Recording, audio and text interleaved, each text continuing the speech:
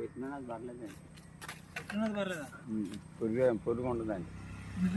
ఏదైనా మనం మొగ్గేస్తే పోద్ది. మొగ్గేస్తే దెబ్బ తగ్గకుండా ఉంటే పోద్దండి. కింద పడ్డదే పాడవుతుంది. అయితే కాయ కోసుకోండి ఇద్దరికండి. కొనేసి వదిలేసారండి తోటలో. అదే వదిలేసారంట. వదిలేసారు పట్టండి కరెక్ట్ ఉన్నాయి అక్కడికి ఎందుకని పర్లేదండి. అందులో కాదండి బంగిరి బిల్లి కానీ అంటే పురుగు పడుతుందేమో లేదండి అని ఏమీ లేదు పట్టండి. వాటికి కూడా మచ్చ వచ్చిందిరా. కాయ మసకొచ్చిందండి. 7 వర్షాలు కదండి గుర్చేసి దోమపోట్లకు వచ్చేసేయండి. ఆ కాయ కొట్టండి కొట్టి మామూలుగానే పురుగు ఉంటుందండి. కింద పడ్డ కాయకి పురుగు చెట్టు మీద ఉన్నది పురుగు ఉండదండి. ముగ్గిపోద్దండి. 2 రోజుల్లో ముగ్గిపోద్దండి.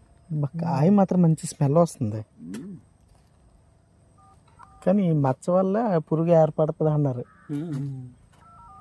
నాకైతే కాయ మంచి జాగు వచ్చేస్తుందండి.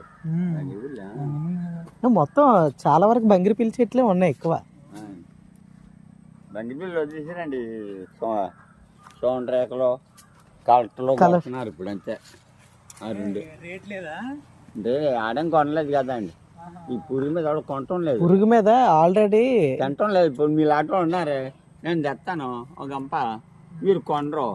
దాని చుట్టూ తిప్పి ఎక్కడో పారిపోసేసి ఇచ్చేస్తాను. అలా కాదంట, ఆల్రెడీ దీని మీద ఊర్లో పంచాయతీ పెట్టారంట. ఇది అమ్మకూడదని. ఇది పురుగు ఇదేమైనా లోపలికి వచ్చి అమ్మితే మాత్రం ఇదేం చెప్పారంటే మొత్తానికి వదిలేసారండి. పంట మొత్తం వదిలేసారు. పంట పాత కూడా పోయలేదండి ఈ పని. మొత్తానికి కొన్నోడు వదిలేసాడు పూర్తి. మొత్తానికి కొన్నోడు వదిలేసి వెళ్ళిపోయాడు. ఇది అయితే అండి కళగా పడకాచానుగా ఉంటే కోసుకొని తిన్నాం అంత అంతే కాదు. ఆటి బ్రదర్ అలాగైతే మనము చెట్టు కొన్నకాయ అంటే అలా అక్కడ బంగిరిపిల్లి పెద్దవి ఉన్నాయి, అది బాగున్నాయి. ఇంకెందుకులండి చాలు.